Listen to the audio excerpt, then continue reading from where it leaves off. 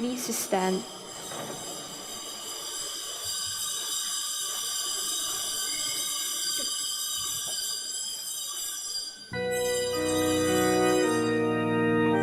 As we gather to hear your word, we give you thanks for the truth you bring.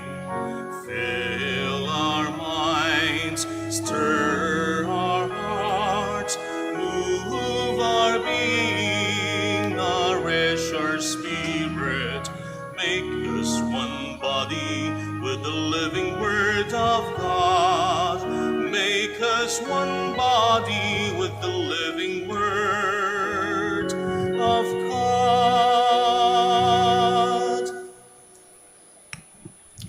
In the name of the Father, and of the Son, and of the Holy Spirit, Amen. the grace of our Lord Jesus Christ, and the love of God, and the communion of the Holy Spirit be with you all. And with your spirit. Brothers and sisters, let us acknowledge our sins and so prepare ourselves to celebrate the sacred mysteries. I confess To to Almighty God and to you, my brothers and sisters, that I have greatly sinned in my thoughts and in my words, in what I have done and in what I have failed to do, through my fault, through my most grievous fault.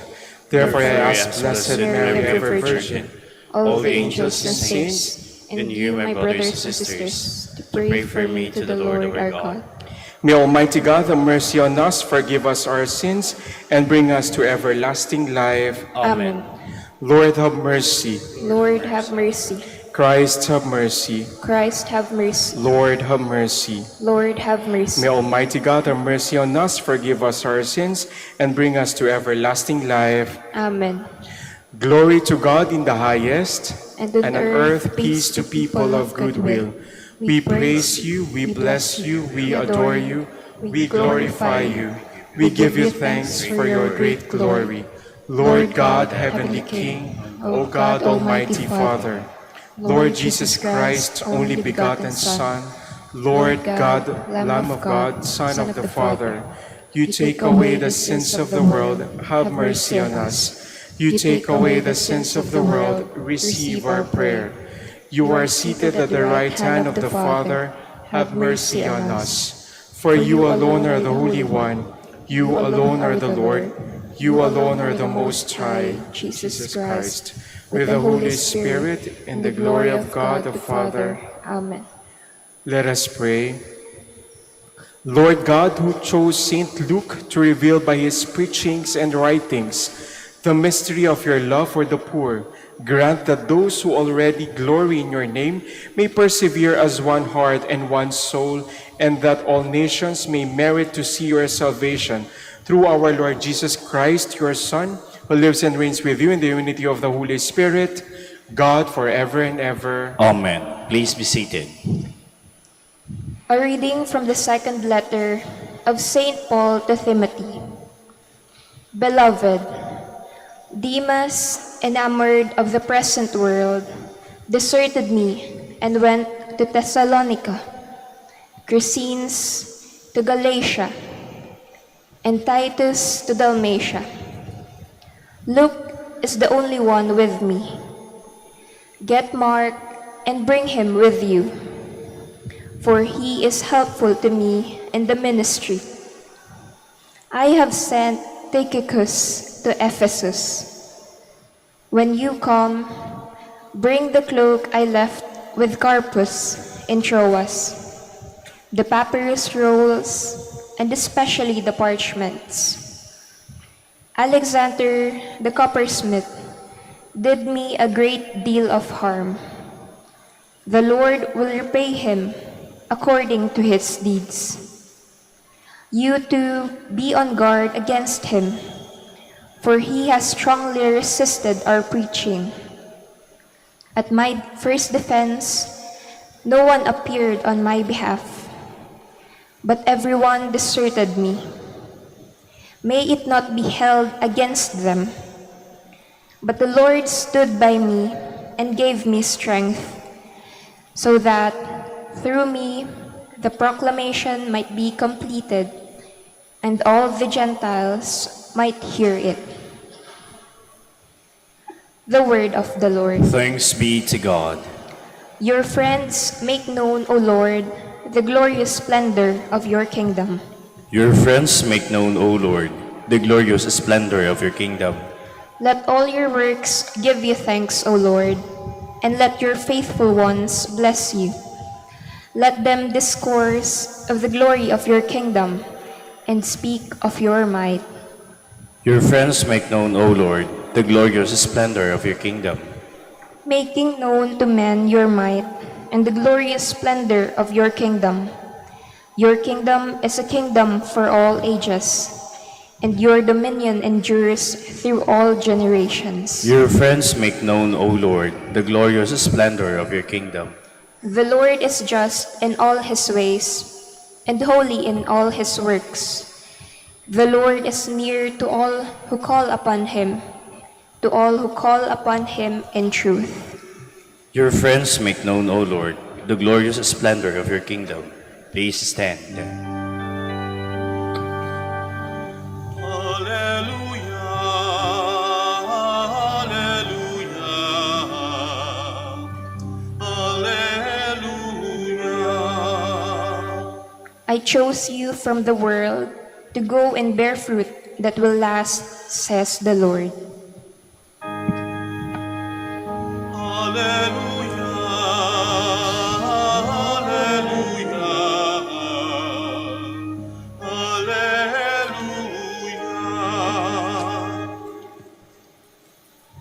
The Lord be with you. And with your spirit. A reading from the Holy Gospel according to Luke. Glory to you, O Lord. The Lord Jesus appointed 72 disciples, whom he sent ahead of him in pairs, to every town and place he intended to visit. He said to them, "The harvest is abundant, but the laborers are few. So ask the master of the harvest to send out laborers for his harvest. Go on your way. Behold, I am sending you like lambs among wolves. Carry no money bag, no sack, no sandals, and greet no one along the way. Into whatever house you enter, first say, 'Peace to this household.' If a peaceful person lives there, your peace will rest on him. But if not, it will return to you. Stay in the same house and eat and drink what is offered to you, for the laborer deserves payment. Do not move about from one house to another. Whatever town you enter and they welcome you, eat what is set before you. Cure the sick in it and say to them, 'The kingdom of God is at hand for you.'" The Gospel of the Lord. Praise to you, Lord Jesus Christ. Please be seated. Welcome po sa Minor Basilica of Our Lady of the Rosary of Manaoag. At ngayon po kami po ay nakakulay pula kasi ngayon po ay pinagdiriwang natin ang kapistahan ni Saint Luke. Sino po ba si Saint Luke? Si Saint Luke po ang isa sa mga gospel na nagsulat ng Luke, account ni Luke or gospel ni Luke, at naisulat din po niya yung sinasabing Acts of the Apostles. No, yung volume 2 ng Luke. Luke Act po ang, based on our tradition, siya po din na nagsulat nito. So ngayon po si St. Luke po, bukod po doon, kung babasahin niyo po yung mga sinulat niya, makikita niyo na isa siyang doktor o isa siyang physician. Makikita niyo yan sapagkat yung mga writings niya about healing, physical healing, at the same time spiritual healing. May mga exorcists or exorcism, spiritual liberation, yun po yung mga ilang mga gospels na naisulat niya. At malaki po ang utang na loob din natin kay St. Luke na nagsulat ng Acts kasi nakita natin kung ano yung buhay ng mga first generation Christians. Ano yung nangyari sa kanila after the death and resurrection and ascension of our Lord Jesus Christ. So kung babasahin niyo yung Acts of the Apostles, makikita niyo dun yung mga ilang preachings at mga naganap pagkatapos nun, yung mga first Christians. So bali dito nga po sa mga writings ni St. Luke, madalang yung makita hindi nyo halos makita yung pangalan niya. Unless si Paul po ang nagsulat sa mga letters niya, mababasa nyo na si Luke ang naging kasama ni Paul nung mga times na mahina na si Saint Paul. So, titingnan natin, si Luke po ay hindi apostle, but isa po sa mga disciples.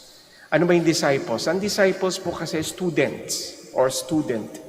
Pag sinabing apostles, ito yung the one to, parang you are to be sent. You are sent. Ibig sabihin, ikaw ay pinadala ng Panginoon. That's apostles. Yung po ang ginawa nila, Peter ng 12 apostles, naging ano po sila, Paul yan. Sila po ay naging tagapaghayag ng salita ng Diyos. Pero itong po sina Luke, sila po yung mga disciples at naging students ng ating Panginoon. Ngayon po sa ating ebanghelyo, sa ating ebanghelyo ay patungkol naman sa mga preachers and writers. Ano po? Travel light. Travel light, no? Ano po yung travel light?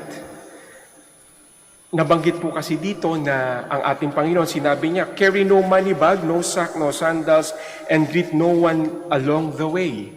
So, ibig sabihin po, kung tayo pinadala ng Panginoon bilang mangaral, kailangan wala tayong masyadong dala-dala sa buhay. Wala tayong bit-bit. No po? Mula po nung nag-pandemic, hanggang ngayon po, hindi tayo makalabas. Pero ngayon, nakakalabas-labas na tayo. Marami na po sa atin ang mga lumalabas, namamasyal, nagiging pilgrims, nagpupunta sa iba't ibang simbahan. Hindi ba mahirap pag marami kang dala-dala at bit? Yung sakto lang, yung tama lang. Mahirap naman maglakad ang bigat-bigat. Buti sana kung 30 minutes mo lang dala. Pero paano kung ilang oras mo ng bit-bit? Mahirap po yun. Pag may mga dala kayo. At napansin ko din po yan, nang ako po ay, tawag dito, siguro dapat bit-bitin lang natin, dalhin lang natin yung mga basic and essentials. Kasi napansin ko rin po, ako kasi bago ko nakapunta po dito sa Manaoag, Pangasinan, bago po ko na-assign, ang dami kong napuntahan. For a year, napunta ho ako sa Calamba, Letran, nung ako po ay nagsusulat ng aking thesis. After that, napunta naman ako sa UST para po ako po ay maging diakono.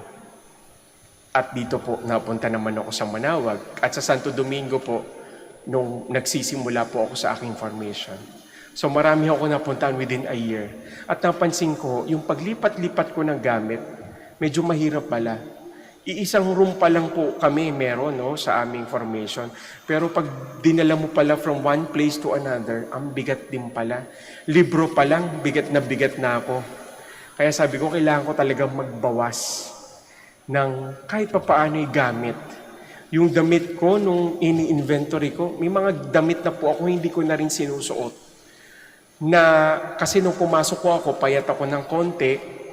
Ngayon, nung medyo lumaki-laki na ho ako nagkaedad, medyo lumaki ho ang katawan ko. So, kailangan kong bawasan yung mga dati kong damit. At napansin ko, mas nagiging magaan ang buhay mo pag konti lang ang gamit mo. Pansinin nyo sa bahay ninyo. Marami tayong iniipon sa bahay. May mga damit na siguro tayo na hindi na natin naisusuot for a year. Subukan nyo ipamigay. Ibigay ninyo sa mga nangangailangan niyo po ng mga damit. Siguro baka mas matawa sila. Yung minsan, nung nanay ko, naitanong ko, sabi ko, ang dami niyong damit, hindi niyo naman sinusuot yan. At ilang damit lang yung mahilig niyang suotin. Gagamitin daw niya pagtanda niya. Sabi ko, mamumblema pa kami kung ano ipapasuot namin sa'yo, ayaw mong isuot yung mga damit mo. Itinambak sa cabinet.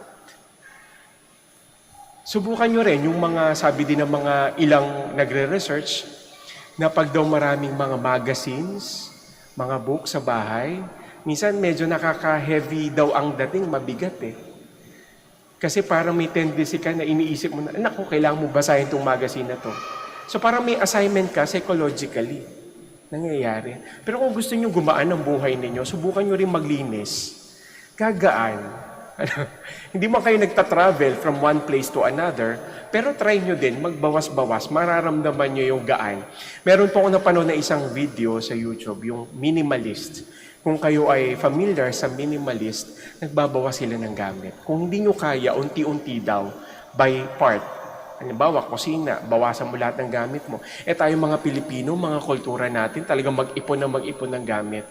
Malaki daw ang matitipid mo kapag ka gano'n, naging minimalist ka. Kasi instead na bumili ka ng damit, makikita mo, ang dami ko pa palang damit na hindi na isusuot. So, ibig sabihin, nakakatipid ka. Hindi ka ngayon bibili. Well, nakikita ko rin naman, kami as preacher, kasi kami po ang tawag sa amin, itinerant preacher din mendicant preacher. Bilang itinerant preacher, kami po ay wala kaming permanenteng bahay. Kami po ay religious, mga Dominicans, wala kaming permanent, kaya minsan nalilito ko pag tinatanong yung permanent address. For example, na-assign po ako sa Santo Domingo for my formation, 10 years po ako doon. Yun yung naging address ko. Nung nailipat naman po ako sa Calamba, so ano nga yung address ko? Doon yung iba, dala-dala ko lahat ng gamit ko. Ngayon po, dahil nandito po ako, na-assign sa Manaoag, dala-dala ko lahat ng gamit ko, dito po ako nakatira. Pero after a year, after 2 years, pag na-assign po ako sa ibang lugar, dadalhin ko na naman yung gamit ko. Hindi ko na rin po kasi maiwan sa bahay namin kasi marami na rin gamit doon. Imagine yung mga ibang libro ko, dadalhin ko pa doon, mabigat na. Kaya ginagawa ko po, iniiwan ko na. Yung iba, pinamimigay ko na. Alam niyo naman po mga pare, mahilig din magbasa yan Yun na lang po ang aming leisure, magbasa. At least naman, pagharap namin dito, meron naman kaming sasabihin sa inyo. Hindi puro lahat tinuhulaan namin. Nagbabasa po kami. So, ganun ho.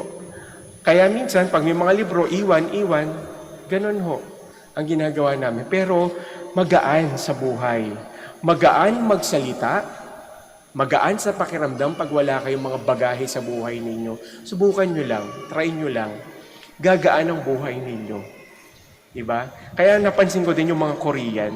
Napansin nyo bakit puro puti at light colors meron sila? Sabi lang nung kaibigan ko, alam mo kuya, kaya ganyan yan. Kasi nasanay sila sa mga maliliit na space. At gusto nila maluwag tignan. Kaya ang pintura ng bahay nila puti. Light colors. Para light lang. Kasi pag medyo dark, medyo mabigat Pag marami kang gamit sa bahay, siyempre napupuno, nawawala ng space, marami kang iniintindi. Iba pag marami kang gamit na nakadisplay, mga kaldero, mga pangluto, siyempre iniisip mo na, malulutuin ko, pwede kong gamitin dito. So dumadami yung trabaho mo. Diba? Mga ganun naman po, psychological lang po yung So siguro ang lesson po sa atin dito, travel light. Travel light. Kung dahil kayo po ay nasa bahay ninyo, hindi naman kayo masyadong umaalis, yung mga nag-online mass, subukan nyo maglinis-linis, magbawas-bawas, gagaan ang buhay nyo. Maraming gamit sa bahay ninyo ang hindi nyo na ginagamit. For sure. Merong gamit na hindi nyo na ginagamit. Baka yung gamit na yan pwedeng pakinabangan ng iba.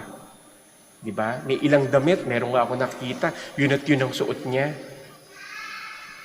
Baka pwede, ibigay nyo na yung iba nyong damit, diba? Yung lalo na hindi nyo naman na isusuot. Maganda ho yan. Mga pan-display nyo sa bahay. Lalo ngayon, malapit na magpasko.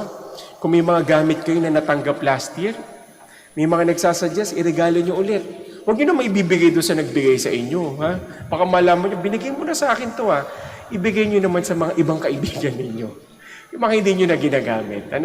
So ngayon, ang ating lesson po dito ay travel light lang.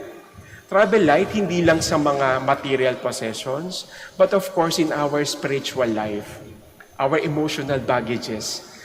Kung may mga galit kayo sa ng loob, medyo bitawan nyo na. Huwag nyo nang bitbitin araw-araw. Kasi habang binibitbit nyo yan, dala-dala nyo, bumibigat. Just imagine, may hawak kang, siguro itong librong to, kung hahawakan ko po itong for 30 minutes, kaya kong buhatin po itong ating lectionary. Hindi ko alam kung mga ilang kilo to, 2 kilo. Pero kung isang oras ko nang bubuhatin to, mabigat na to. 3 hours, 5 hours, 12 hours, mangangalay na po ako. At lalo na kung 1 linggo, o 2 buwan, o 1 buwan ninyong bit. Just imagine kung ito yung mga bagay ko sa buhay, sama ng loob. Ganito kabigat. For 1 month, hindi ko kakayanin to. 2 months, mabigat. Lalo na 1 year. Ito lang, material pa lang to. How about yung emotional and spiritual baggages na? Diba? So, mas maganda, mag-travel tayo ng light. Yung wala kang bitbit. Kung kailangan mo lang, kung kailangan mo ng mic, ito lang dalhin mo. Di ba? Isang bag, kung magpipilgrimage kayo, nandun na yung tubig mo, yung wallet mo, di ba? May relo ka na doon, cellphone, yun lang. Wala nang iba. Mas masarap mag-ikot dito pag yun ang dala mo. Pero kung isang bag pa yung dala mo, mabigat na, mahirap na. So, travel light. Travel light. Please stand, let us pray. Loyal friend and companion of St. Paul, Luke gave us a gospel rich in stories. Let us pray to the Father through the loving Savior revealed in Luke's gospel. For every petition we shall say, Lord, hear our prayer. Lord, hear our prayer. That the Church may awaken within her members a hunger and thirst for the bread of eternal life. Let us pray to the Lord. Lord, hear our prayer.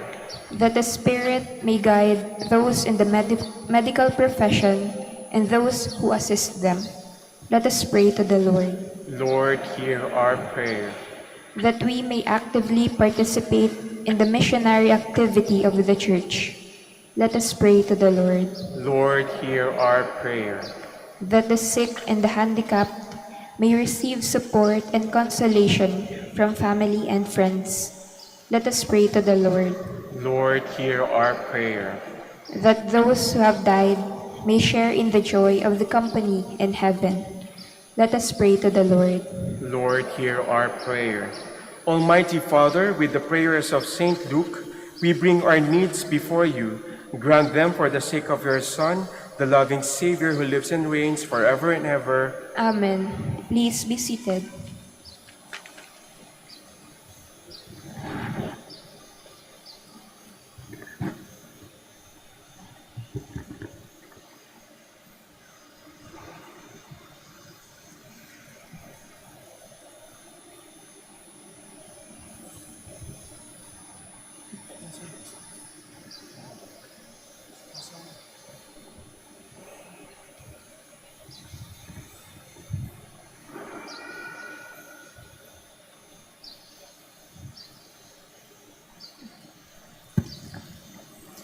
Blessed are you, Lord, God of all creation, for through your goodness we have received the bread we offer you, fruit of the earth and work of human hands.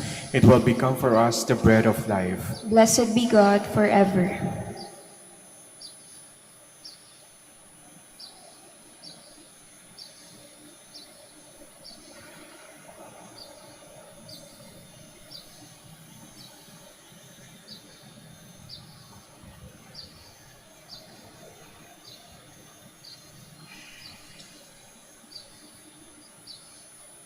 Blessed are you, Lord, God of all creation, for through your goodness we have received the wine we offer you, fruit of the vine and work of human hands. It will become our spiritual drink. Blessed be God forever.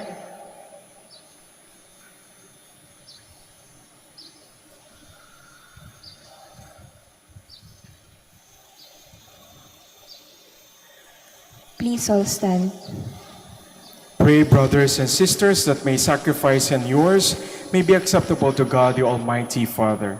May the Lord accept the sacrifice at your hands for the praise and glory of his name, for our good and the good of all his holy church. The Lord be with you. And with your spirit, Lift up your hearts. we lift them up to the Lord. Let us give thanks to the Lord our God. It is right and just. It is truly right and just, our duty and our salvation, always and everywhere to give you thanks. Lord, Holy Father, Almighty and eternal God, for you, eternal shepherd, do not desert your flock, but through the blessed apostles, watch over it and protect it always, so that it may be governed by those who have appointed shepherds to lead it in the name of your Son. And so with the angels and archangels, with thrones and dominions, and with all the hosts of the powers of heaven, we sing the hymn of your glory, as without end we acclaim. Holy, holy, holy Lord God of hosts, heaven and earth are full of your glory. Hosanna in the highest. Blessed is he who comes in the name of the Lord. Hosanna in the highest. Please kneel.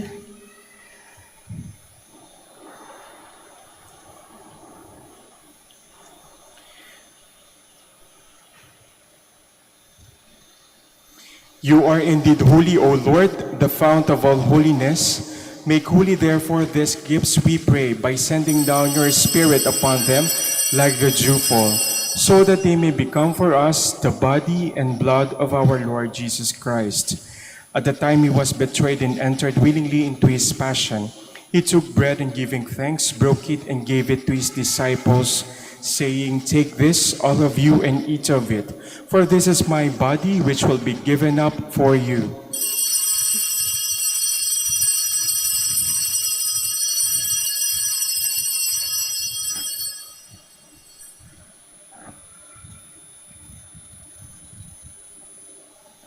In a similar way, when supper was ended, he took the chalice and once more giving thanks, he gave it to his disciples, saying, "Take this, all of you, and drink from it.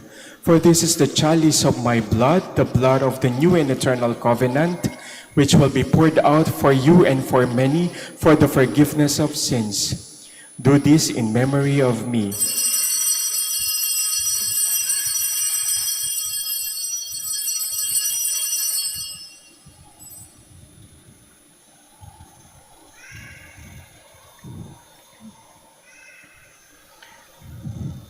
The mystery of faith. When we eat this bread and drink this cup, we proclaim your death, O Lord, until you come again.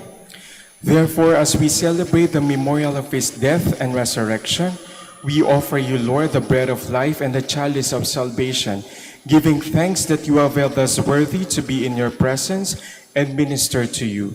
Humbly we pray that partaking of the body and blood of Christ, we may be gathered into one by the Holy Spirit. Remember, Lord, your church spread throughout the world and bring her to the fullness of charity, together with Francis, our Pope, and Socrates, our Bishop, and all the clergy.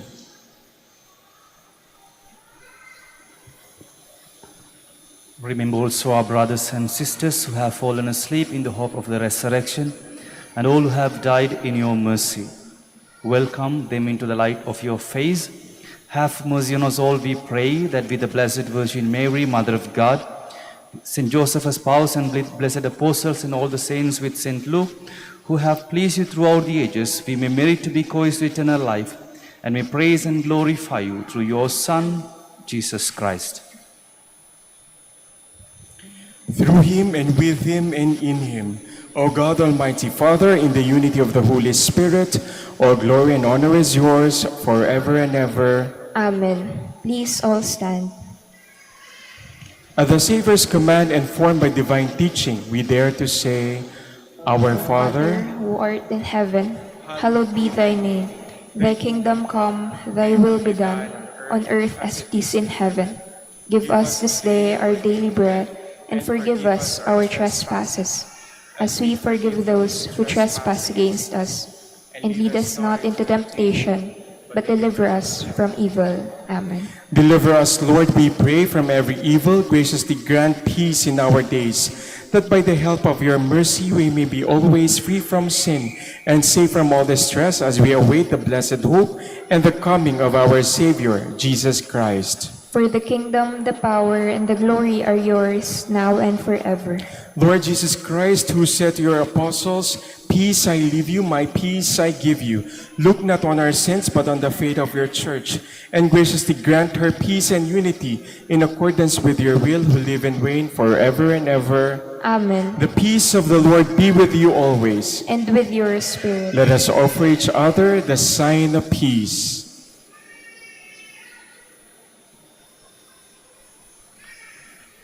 Lamb of God, you take away the sins of the world, have mercy on us. Lamb of God, you take away the sins of the world, have mercy on us. Lamb of God, you take away the sins of the world, grant us peace. Please kneel. behold the Lamb of God, behold him who takes away the sins of the world. Blessed are those who call the supper of the Lamb. Lord, I am not worthy that you should enter under my roof, but only say the word, and my soul shall be healed.